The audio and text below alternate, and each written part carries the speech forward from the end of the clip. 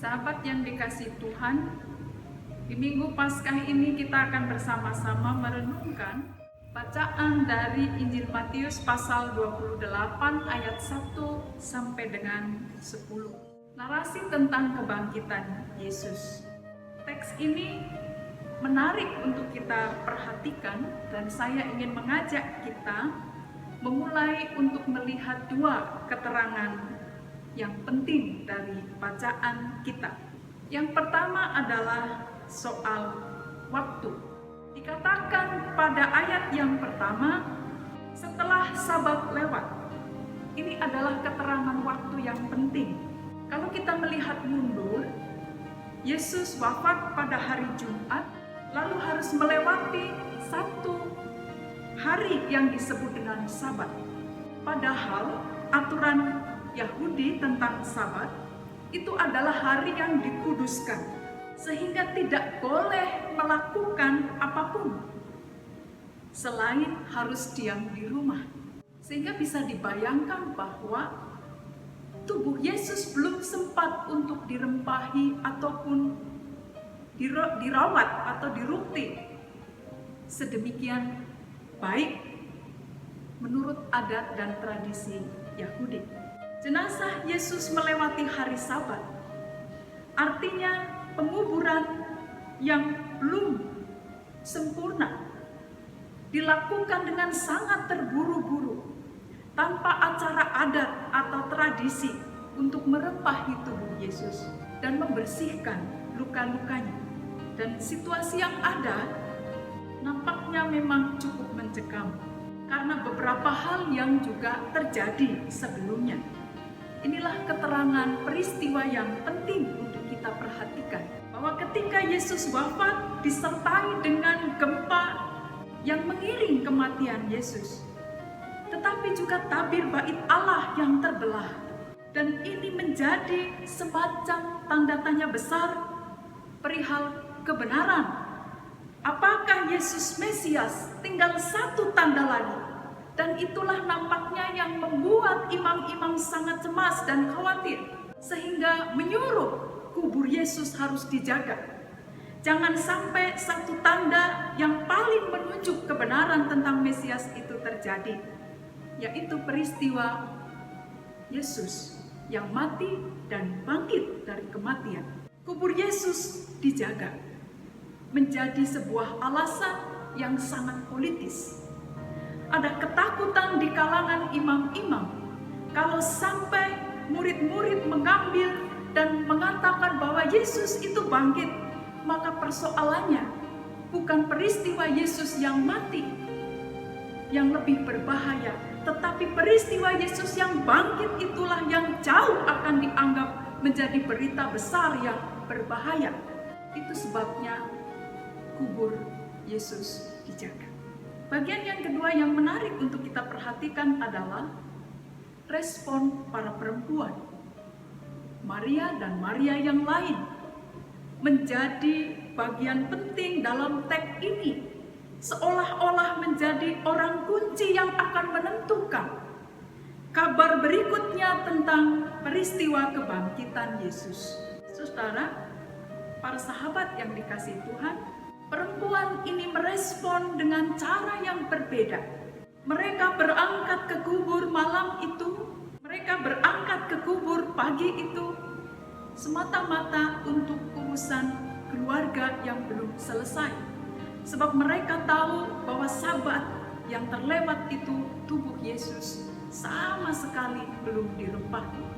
Sehingga mereka memilih waktu pagi-pagi benar sebelum fajar, supaya tidak dilihat oleh orang yang lain bahwa mereka akan melakukan proses merempahi tubuh Yesus. Mereka datang ke kubur untuk alasan menunjukkan kasihnya kepada Yesus.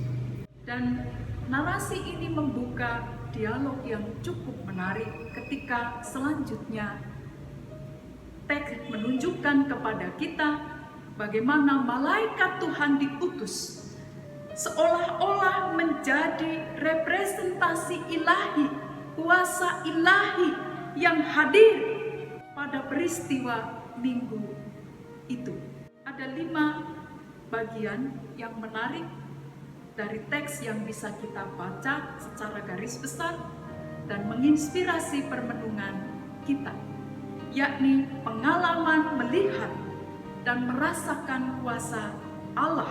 Yang pertama adalah pengalaman melihat kuasa Allah tanpa sengaja, dan itu dialami oleh para penjaga kubur. Tetapi kemudian mereka ketakutan, sebab mereka adalah golongan orang yang memiliki motivasi tidak jujur di hadapan Allah.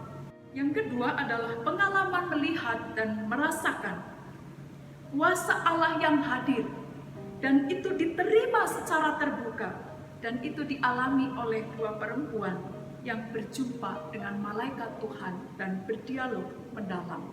Bagian ini selanjutnya mendorong pengalaman yang ketiga, bahwa perempuan ini kemudian mendialogkan dengan dirinya sendiri dan kesempatan untuk menyaksikan dengan mata kepalanya sendiri Yesus yang bangkit.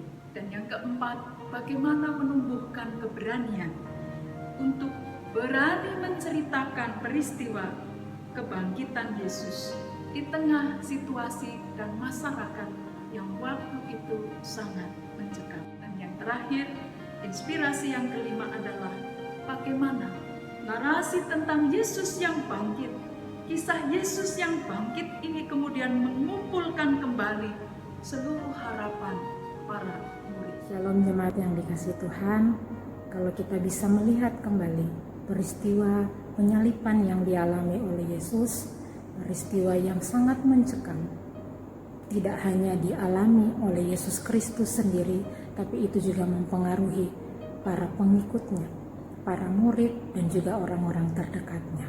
Dan ternyata peristiwa mencekam itu tidak hanya terjadi pada saat itu. Berhari-hari para pengikutnya, para muridnya berada dalam ketakutan, keadaan yang sangat mencekam. Namun ketika mereka berada dalam kondisi yang sangat mencekam itu, ada 2 perempuan yang mencoba untuk mengambil resiko pergi ke kuburan Yesus. Ketika mereka menuju ke kuburan Yesus, mereka melihat hal yang mengejutkan. Ada orang yang tidak mereka kenal dan juga kuburan Yesus yang telah kosong. Mereka terus mendekat walaupun dalam ketakutan, dan orang itu mengatakan bahwa orang yang kalian cari sudah tidak ada di sini. Dia telah bangkit. Ketakutan itu berubah menjadi hal yang sangat mengembirakan bagi para perempuan itu. Mereka kemudian kembali dan dikatakan dalam perjalanan mereka bertemu dengan Yesus. Saya ingin mengajak kita untuk mencoba melihat fokus pada perkataan yang ada di dalam bacaan kita hari ini. Perkataan jangan takut 2 kali disebutkan dalam bacaan kita hari ini, namun memiliki 2 pemaknaan yang berbeda. Ungkapan jangan takut yang pertama dikatakan oleh malaikat Tuhan kepada 2 perempuan ini. Jangan takut karena saya bukan hantu, dan jangan takut dengan apa yang kalian lihat. Jangan takut dengan apa yang akan saya katakan. Jangan takut dengan realita. Ungkapan yang kedua yang dikatakan oleh Yesus, jangan takut.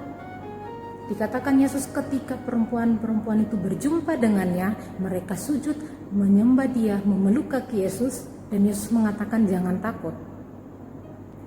Ketakutan yang dialami oleh 2 perempuan ini pasti ada sebabnya.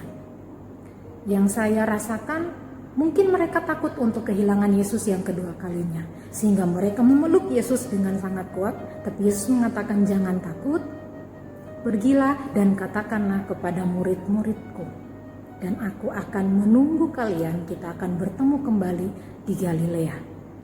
Mereka pergi dan kemudian mengatakan hal itu kepada para murid. Saya ingin mengajak kita untuk coba merenungkan ungkapan dari jangan takut itu.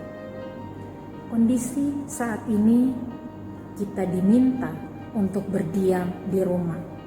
Banyak hal yang kita harapkan berubah menjadi tidak sesuai dengan yang kita harapkan.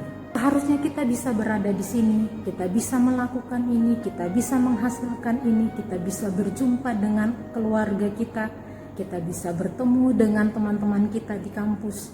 Itu semua tidak terjadi. Ditambah lagi semakin mencekam karena kondisi wabah COVID-19 ini korbannya masih cukup tinggi. Kenyataan itu membuat kita semakin takut. Kita belajar dari dua perempuan ini, berani melihat realita. Jika saat ini apa yang kita harapkan tidak sesuai dengan realita, mari kita mencoba untuk menerima itu. Berani untuk menghadapinya. Dan ketika kita sudah menghadapinya, kita belajar dari dua perempuan ini. Karena ketika mereka keluar dan mengambil resiko pergi ke kuburan Yesus, mereka kemudian mendapatkan berita yang penuh dengan sukacita. Yesus telah bangkit. Walaupun kita hanya di rumah, kita bisa melakukan apa yang bisa kita lakukan. Menerima kenyataan, dan ketika kita bisa menerima kenyataan itu, mungkin di balik kenyataan yang tidak sesuai dengan yang kita harapkan itu, tersembunyi pesan dari Tuhan yang penuh dengan sukacita. Contohnya, kita mengeluh, meratapi dengan kondisi saat ini. Apa yang kita dapatkan ketika kita terus mengeluh? Omset yang semakin menurun, liburan tapi tidak bisa berkumpul bersama keluarga. Jika kita terus mengeluh dan mengeluh, apa yang kita dapatkan? Tapi ketika kita coba menerima kenyataan itu, mungkin saja kita bisa mendapatkan pesan yang menggembirakan itu. Ada hal lain yang membuat kita bisa bersyukur. Kondisi alam kita semakin membaik karena berkurangnya polusi yang dikeluarkan oleh aktivitas manusia. Mencoba mencari pesan Tuhan di balik realita yang mungkin saja tidak sesuai dengan yang kita harapkan. Bangkit dari kenyataan. Itulah makna Paskah yang sesungguhnya.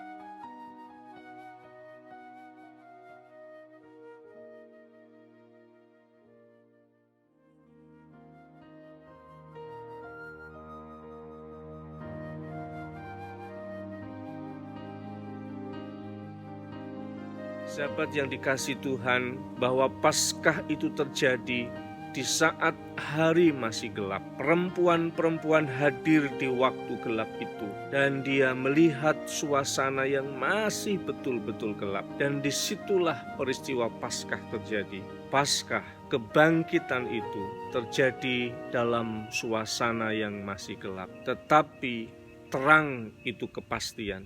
Walaupun suasananya gelap, tetapi terang adalah sebuah kepastian.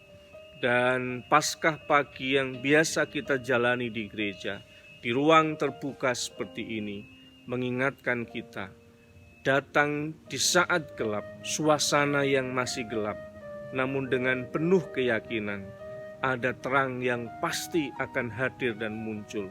Itulah yang akan menjadi energi dan semangat kita menjalani kehidupan ini. Sehingga kita terus senantiasa bersemangat, berbagi kehidupan, berbagi hati, berbagi semangat untuk siapapun. Kiranya Tuhan memberkati kita semua. Selamat Paskah, Tuhan memberkati.